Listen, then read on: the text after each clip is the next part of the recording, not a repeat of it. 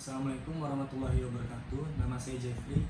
Dalam video kali ini saya akan membahas dua materi. Yang pertama itu kegagalan pasar dan campur tangan pemerintah.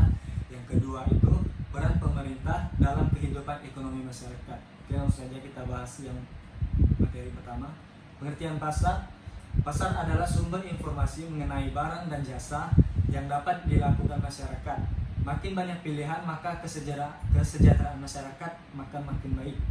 Pasar idealnya berfungsi sebagai alat peningkatan efisiensi ekonomi nasional melalui persaingan yang sehat untuk meningkatkan kesejahteraan publik. Terdapat 6 faktor penyebab kegagalan pasar. Yang pertama itu adanya common goods. Yang kedua adanya ketidaksempurnaan pasar. Yang ketiga itu adanya barang pabrik. Yang keempat adanya eksternalitas. Yang kelima adanya pasar tidak penuh. Yang keenam adanya kegagalan informasi. Oke, yang pertama itu barang common goods atau barang bersama. Hak kepemilikan setiap individu di mana ia bisa mengecualikan orang lain untuk memanfaatkan barang tersebut. Penukaran di mana melupakan tindakan untuk memindahkan hak kepemilikan dari satu orang ke orang lain. Hak kepemilikan tidak berlaku untuk semua jenis barang. Contohnya sebidang tanah, rumput milik desa atau lahan gembala ternak desa, maka tidak ada seorang pun bisa menjualnya. Untuk mengatasi hal tersebut, diperlukan campur tangan pemerintah dalam mengalokasikan penggunaan barang bersama agar tercapai kepuasan bersama dalam jangka pendek maupun jangka panjang. Dalam pemeliharaan tertentu memerlukan biaya, namun karena tidak ada yang mau menanggungnya, maka pemerintah mengenakan pajak atau pungutan lahan tersebut. Yang kedua, barang publik.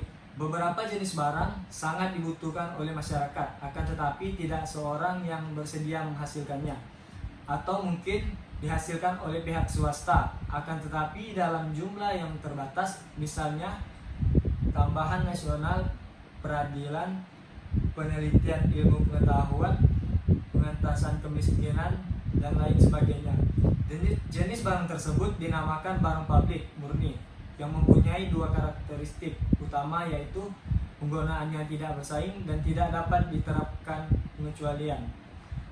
Oleh karena pihak swasta tidak mau menghasilkan barang publik murni, maka pemerintah harus menghasilkan agar kesejahteraan seluruh masyarakat dapat ditingkatkan. Misalnya, pihak swasta menghasilkan mobil, akan tetapi kalau produksi mobil tersebut tidak diimbangi oleh pembangunan jalan dan oleh pemerintah, maka kesejahteraan masyarakat tidak mencapai optimum.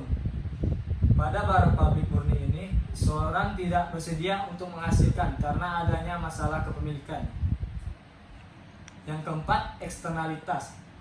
Eksternalitas ada dua syarat terjadi eksternalitas atau dampak samping, yaitu adanya pengaruh dari suatu tindakan atau konsumen ataupun produksi. Tidak adanya kompensasi yang dibayarkan atau diterima. Dalam perekonomian terdapat 4 kemungkinan eksternalitas, yaitu 1. Konsumen ke konsumen. Yang kedua, konsumen ke produsen. Yang ketiga, produsen ke konsumen. Yang keempat, produsen ke produsen. Adanya pasar tidak lengkap atau income market. Suatu pasar dikatakan tidak lengkap apabila pasar tersebut menghasilkan barang dan jasa dengan biaya produksi lebih kecil daripada harga yang mau dibayarkan masyarakat. Adanya beberapa jenis jasa yang tidak diproduksi oleh pihak swasta dalam jumlah cukup, walaupun biaya penyediaan jasa tersebut lebih kecil daripada apa yang mau dibayarkan masyarakat. Kondisi seperti ini disebut sebagai pasar yang tidak lengkap.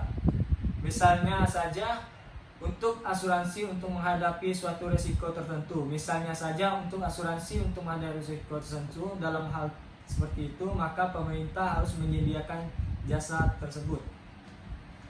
Yang keenam, adanya kegagalan informasi. Pada beberapa kasus, masyarakat sangat membutuhkan informasi yang tidak dapat disediakan oleh pihak swasta. Misalnya saja perakiraan cuaca. Para petani pelaut sangat membutuhkan informasi mengenai perkiraan cuaca. Akan tetapi tidak ada pihak swasta yang menyediakan informasi mengenai perkiraan cuaca. Tugas pemerintah untuk menyediakan informasi cuaca untuk masyarakat. Kegagalan pemerintah informasi terdapat pengawasan yang terbatas atas reaksi pihak swasta yang terbatas atas perilaku birokrat hambat dalam proses politik. Sedangkan materi yang kedua yaitu peran pemerintah dalam kehidupan ekonomi masyarakat.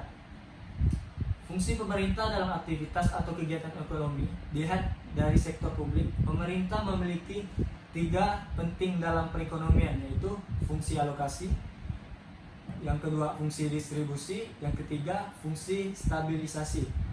Fungsi pemerintah dalam sektor publik berkaitan erat dengan pemerintah yang mempunyai kewenangan dalam menetapkan kebijakan publik. Kebijakan publik diperlukan untuk meningkatkan kesejahteraan penduduk melalui penyediaan barang-barang publik dan barang-barang konsumsi lain. Yang pertama itu fungsi alokasi, yaitu fungsi pemerintah sebagai penyediaan barang dan jasa publik seperti pembangunan jalan raya, gedung sekolah, penerangan, dan telepon umum. Yang kedua itu fungsi distribusi, yaitu fungsi pemerintah dalam pemerataan atau distribusi pendapatan masyarakat dengan tujuan mengecualikan ketimpangan kesejahteraan masyarakat. Secara sederhana, fungsi distribusi ini merupakan fungsi menyeimbangkan, menyesuaikan pembagian pendapatan masyarakat dan kesejahteraan masyarakat. Misalnya, adanya barang-barang yang sudah dikarenakan subsidi seperti bahan bakar minyak agar semua golongan dapat menikmatinya, atau dalam hal ini masyarakat kurang mampu, sehingga mengucilkan ketimpangan dalam menentukan kebutuhan. Artinya bukan masyarakat yang kaya saja yang bisa menikmati. Contoh lain, bantuan pendidikan seperti bidik misi, beasiswa, dan lain-lain.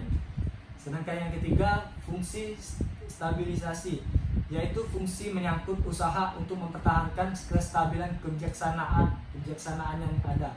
Misalnya harga minyak goreng yang melambung tinggi disebabkan karena kelangkaan kelapa sawit akibat dari ekspor yang dilakukan secara besar-besaran. Jadi pemerintah perlu mengambil kebijakan melalui operasi pasar untuk mengatasi masalah tersebut. Ya, sekian materi yang saya sampaikan, semoga bermanfaat. Terima kasih. Assalamualaikum warahmatullahi wabarakatuh.